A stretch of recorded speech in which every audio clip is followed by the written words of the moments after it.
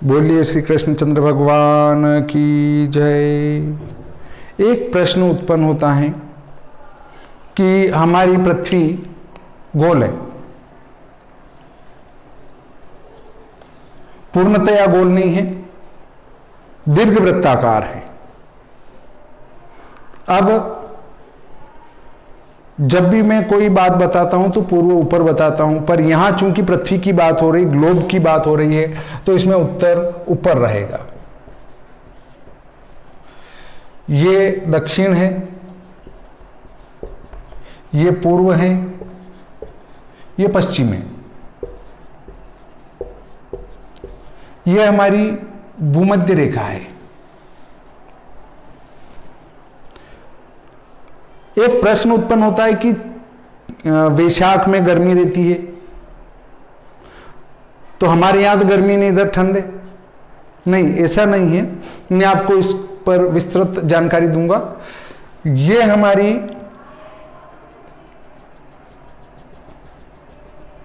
कर्क रेखा है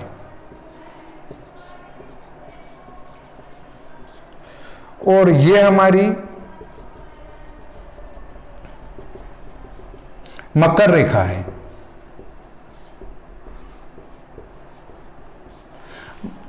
इन दोनों के बीच में 180 डिग्री का अंतर है। अब चलते हैं ऋतु पर। यहां जब ये इस भूमध्य रेखा है, भूमध्य रेखा, यही आकाश में भी ऐसी ही एक आकाश मध्य की रेखा है। और जब सायन सूर्य मेष के 000 अंश पर होता है, अर्थात सायन सूर्य मेष पर जब प्रवेश करता है, तब सूर्य ठीक इसके ऊपर लंबवत चमकता है। तब पूरी पृथ्वी पर दिनमान और रात्रिमान बराबर होते हैं। ठीक सुबह 6 बजे सूर्योदय और ठीक शाम को 6 बजे सूर्यास्त हो जाता है, लोकल टाइम से।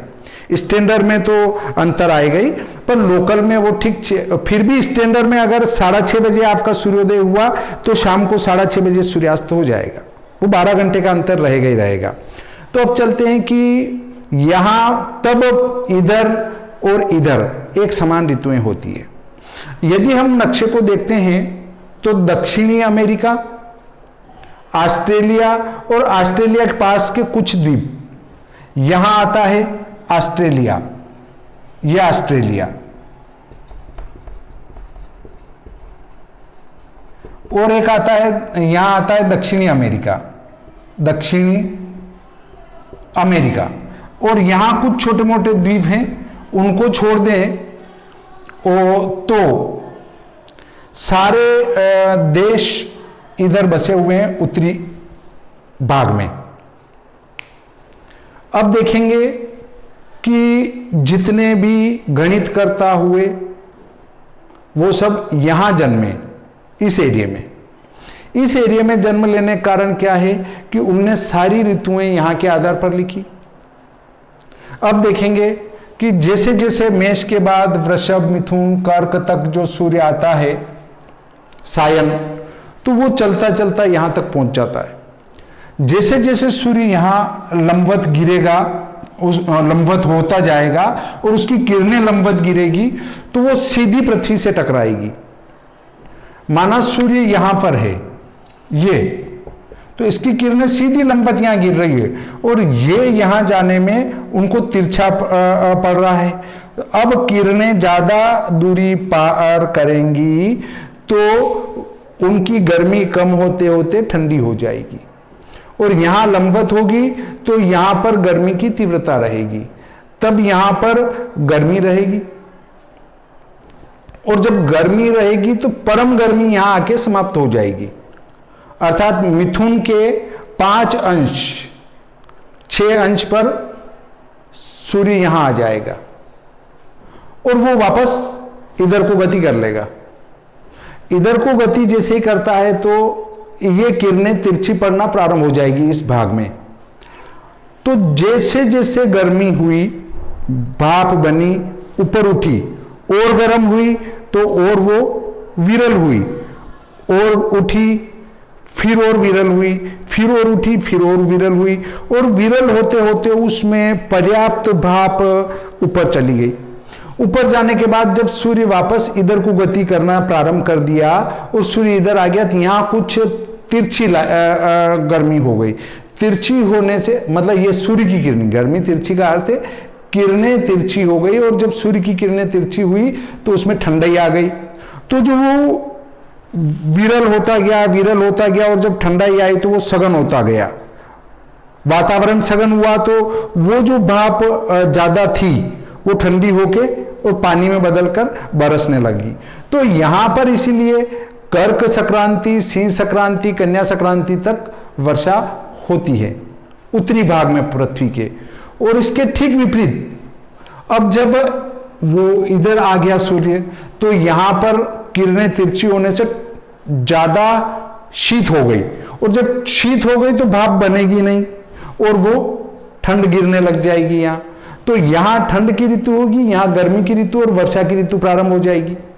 अब वापस सूर्य यहां आएगा, सूर्य यहां आकर इधर प्रवेश कर जाएगा। इधर प्रवेश करने के बाद में ये कर्क पर होगा और ये मकर पर होगा। ये कर्क, सिंह, कन्या, तुला, वृश्चिक, धन और मकर, कुंभ, मीन और ये मेष, मेष, वृषभ, मिथुन और ये कर्क, इस प्रकार चलेगा वो। अर्थात कर्क से तुला तक यहां आ जाएगा, तुला से मकर यहां आ जाएगा, मकर से मीन यहां आ जाएगा, मेष से कर्क यहां आ जाएगा। तो वापस जब वो चलना इधर प्रारंभ करेगा और मकर संक्रांति पर यहां लंबवत प्रकाश गिरेगा मकर रेखा का, तो ऐसी स्थिति में यहां पर गर्मी होगी, तो यहां भाप बन के ऊपर जाना प्रारंभ हो जाएगी। और जब मकर से सूर्य इधर चलना प्रारंभ हो जाएगा तो वो सघन होके वर्षा प्रारंभ कर देगा। तो यहां पर जब वर्षा होगी तो यहां पर दूसरी ऋतु होगी, यहां शीत ऋतु होगी तो यहां ग्रीष्म ऋतु होगी, यहां ग्रीष्म होगी तो यहां शीत ऋतु होगी, और यहां वर्षा होगी तो यहां वर्षा के बाद का मौसम रहेगा। यह विपरीतता इसमें पाई जाएगी। परंतु अब आप कहेंगे फिर तो महीने को ही बदल दिया जाना चाहिए, क्योंकि वहां वर्षा अलग टाइम पे होती तो वहां वैशाख महीना उस समय होना चाहिए, पर ऐसा नहीं होगा, क्योंकि महीने सूर्य के आधार पर चलते हैं। सूर्य अगर मेष का है तो वो चैत्र की अमावस्या से वैशाख की अमावस्या के बीच में मेष पर होना ही चाहिए, तो ही वैशाख महीना होगा, अन्यथा नहीं हो सकता। चैत्र शुक्ल और वैशाख कृष्ण तो ही होगा, वैशाख शुक्ल और ज्येष्ठ कृष्ण तो ही होगा जब वहां वृषभ का सूर्य उन वैशाख की अमावस्या से ज्येष्ठ की अमावस्या के बीच में आ जाएगी। तो हम महीने का नाम नहीं बदल सकते हैं, परंतु ऋतु अवश्य बदल देंगे, क्योंकि 6 महीने का अंतर है इनमें। तो चैत्र वैशाख यहां भी रहेगा, चैत्र वैशाख यहां भी रहेगा, परंतु ऋतुएं 6 राशि जोड़कर ज्ञात कर लेंगे कि हमारा मकर रेखा पर यहां हमारे शीत ऋतु मान लेते हैं 1 मिनट के लिए।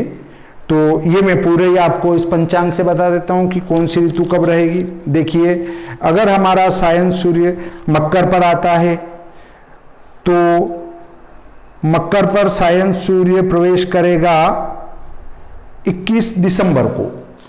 21 दिसंबर को मकर पर प्रवेश करेगा। 21 दिसंबर को सायन सूर्य मकर पर आएगा और यहां पर प्रवेश हो जाएगी शिशिर ऋतु।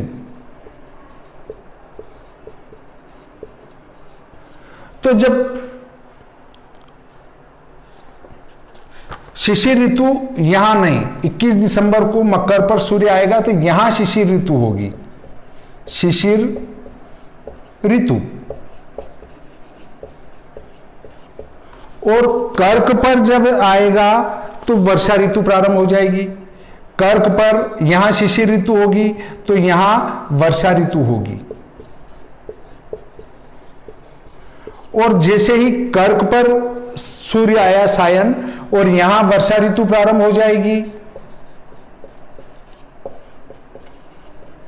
तो यहां पर शिशिर ऋतु प्रारंभ हो जाएगी।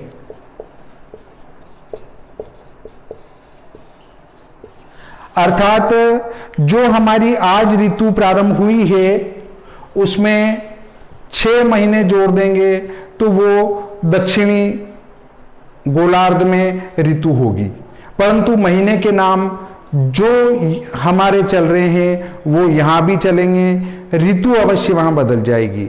अब आप कहेंगे कि वहां जो है हमारे गर्मी है और वहां ठंडी है, तो हम उसको कैसे चैत्र वैशाख कहेंगे? तो चैत्र वैशाख का निर्धारण का प्रकार अलग है और ऋतु निर्धारण का प्रकार अलग है। इसलिए ऋतु हम ग्रीष्म कहेंगे तो वो शीत ऋतु कह सकते हैं, कहेंगे ही, कह नहीं सकते, कहेंगे। इस प्रकार ऋतु का निर्धारण होगा। आज हमारे जो सूर्य चल रहा है और वो जो ऋतु बता रहा है, जैसे हमारा वृषभ का सूर्य सायन, वृषभ का सूर्य सायन आएगा और हमारे ग्रीष्म ऋतु प्रारंभ हो जाएगी। यहां पर तो इसमें 6 राशि जोड़ेंगे तो वृश्चिक का सूर्य, तो वृश्चिक का सूर्य जब आएगा, सायन वृश्चिक का सूर्य आएगा और दक्षिणी गोलार्ध में यहां ग्रीष्म ऋतु प्रारंभ हो जाएगी। हमारे ठंड का आगमन होगा वृश्चिक के सूर्य में और इनके गर्मी का आगमन होगा। तो आज मैंने आपको दक्षिणी गोलार्ध और उत्तरी गोलार्ध में ऋतुओं का निर्धारण बताया और महीने नहीं बदलेंगे वो भी आपको विधान बतलाया। इस प्रकार ये आज का प्रकरण संपूर्ण होता है। बोलिए श्री कृष्णचंद्र भगवान की जय।